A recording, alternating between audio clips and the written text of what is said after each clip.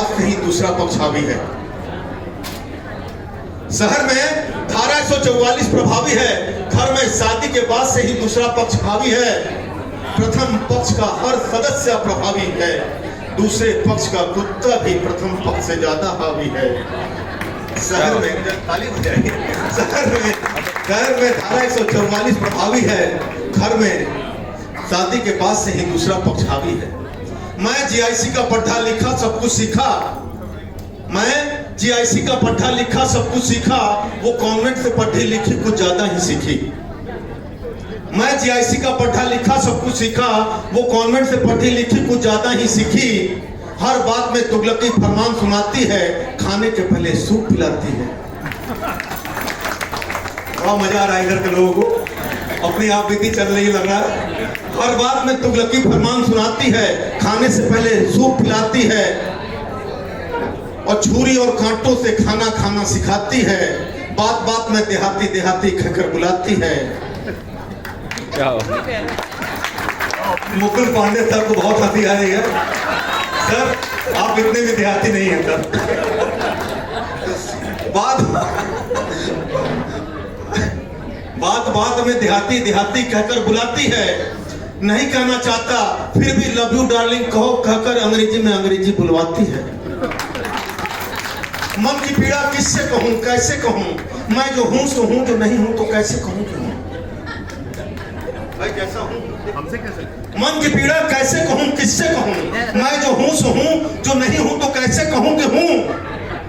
आधा खाता हूं आधा गिराता हूं, छुरी और कांटों से नहीं खा पाता हूं, गिरे हुए को उनकी नजरों से छुपाता हूं, पैरों तले दबाता हूं, इधर उधर घुमाता हूं।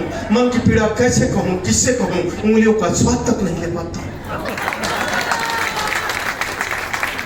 मन की पीड़ा किससे कहूं कैसे कहूं, उंगलियों का स्वाद तक नहीं ले पाता हूं। कुछ बोलो तो लड़ती है, आप सुनिएगा, कुछ बोलो तो लड़ती है, नहीं बोलो तो सर पे चढ़ती है। Kartikeya Sharma sir please sir आगे सर, ऐसी खाली है सर प्लीज, अपने कविता सुनाने में और मजा है। कुछ बोलो तो लड़ती है, सर आइए आगे आगे सर। कुछ बोलो तो लड़ती है, नहीं बोलो तो सर पे चढ़ती है। हर वक्त धुन धुन अपने ही गुण अपने ही धुन में रहती है। अब कहां किसी से डरती है, बाढ़ के पानी की तरह बढ़ती है।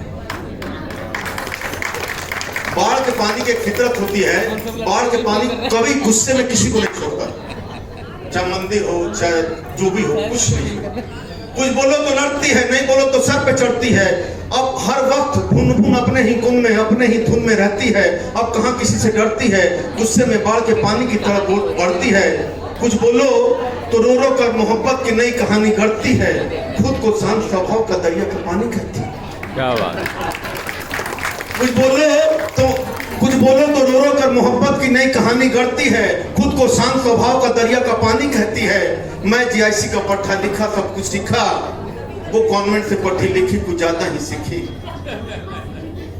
अच्छा खासा सिक्स सेंस है, ड्रेसिंग सेंस और मैचिंग सेंस नहीं है। मैं जो हूं सो, अच्छा खासा सिक्स सेंस है, ड्रेसिंग सेंस और मैचिंग सेंस नहीं है। तो कहां से लाऊं, किस किस को समझाऊं, क्या क्या बताऊं। रुमाल पॉकेट में नहीं घुस रहा तो कैसे घुसाऊं, मोजे की मैचिंग शर्ट की मैचिंग से कैसे मिलाऊं। मन की पीड़ा किससे कहूं कैसे कहूं, मैं जो हूं सो हूं, जो नहीं हूं तो कैसे कहूं। रात को 12 बजे एकांत में कविता लिख रहा था, पीछे से आकर खड़ी हो गई। रात को 12 बजे एकांत में कविता लिख रहा था, पीछे से आकर खड़ी हो गई। आज बड़े खुश दिख रहे हो, लगता है मुझ पर ही कुछ लिख रहे हो। रात को 12 बजे एकांत में कविता लिख रहा था, अच्छी बात है मेरी पत्नी भी ताली बजा रही है। रात में 12 बजे एकांत में कविता लिख रहा था, पीछे से आकर खड़ी हो गई। आज बड़े खुश दिख रहे हो, लगता है मुझ पर ही कुछ लिख रहे हो। मैंने पूरे आत्मविश्वास से कहा, हाँ भाग्यवान, तुम्ही पर लिखता हूँ, तुम्ही लिखवाती हो, तुम्ही पे पढ़ता हूँ, तुम्ही पढ़वाती हो। कविता की प्रथम प्रतिक्रिया तो तुम्ही बताती हो। जैसे जैसे कविता सुनाने लगा, वो शांत और शांत होने लगी। दरिया के पानी से समंदर में जाने लगी, मेरे ऊपर बाढ़ के पानी जैसी विपदा आने लगी। बताओ ना भगवान कैसा लिखा है, छुरी और कांटों से खाना तुम्ही से तो सीखा है। सब जानती है, सब समझती है, कविता के मर्म को खूब पहचानती है, मगर प्रतिक्रिया ऐसे देती है मानो किसी ने कुछ कहा ही नहीं। भाव भंगिमा ऐसे बनाती हूँ जैसे कुछ हुआ ही नहीं। सुनकर अनसुना कर देना, फिर चेहरे पे कोई भाव न लाना, इस प्रजाति के विशेष लक्षण। सुनकर अनसुना कर देना, फिर चेहरे पे कोई भाव न लाना, इस प्रजाति के विशेष लक्षण है। साहस नहीं जुटा पाता पूछने का, वरना पूछता प्रिय ये लक्षण तुम में कहां से आ गए? क्या पूरे खानदान के डीएनए तुम्हारे में समा गए? तपाक से वो बोली, सुनो कविता तो अच्छी बन रही है, मगर इसे किसी महफिल में नहीं सुनाना। पत्नी पर कविता का यह प्रयोग किसी और को न बताना, सब जान जाएंगे क्यों लिखे हो, किस पर लिखे हो। मैंने कहा लोकतंत्र में अभिव्यक्ति की स्वतंत्रता है। सुनकर वो जोर जोर से चिल्लाने लगी, अपनी बात जबरदस्ती मनवाने लगी। मैंने कहा अरे पगली, मैं तो पत्नी भक्त हूँ, पत्नी के सामने पत्नी पर कविता सुनाने का साहस जुटा रहा हूँ। मैं तो पड़ोसी की पत्नी के बारे में बता रहा हूँ। अरे पगली, मैं तो पत्नी भक्त हूँ, पत्नी के सामने पत्नी पे कविता सुनाने का साहस जुटा रहा हूँ। मैं तो पड़ोसी की पत्नी के बारे में बता रहा हूँ। अच्छा, हमको उल्लू समझ के समझा रहे हो? मैं नहीं जानती किसकी पत्नी के बारे में बता रहे हो।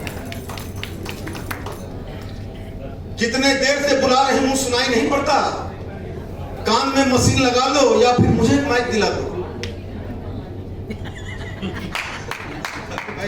एक बार जोरदार ताली बजाइए। कितने देर से बुला रही हूँ, सुनाई नहीं पड़ता। कान में मशीन लगा लो या फिर मुझे माइक दिला दो। माइक नहीं तो मुझे माइके भिजवा दो।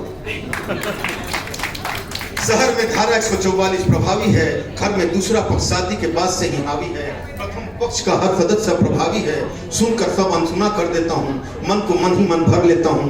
दाम्पत्य जीवन को चलाने के लिए सब कुछ सह लेता हूँ, सब कुछ सह लेता हूँ।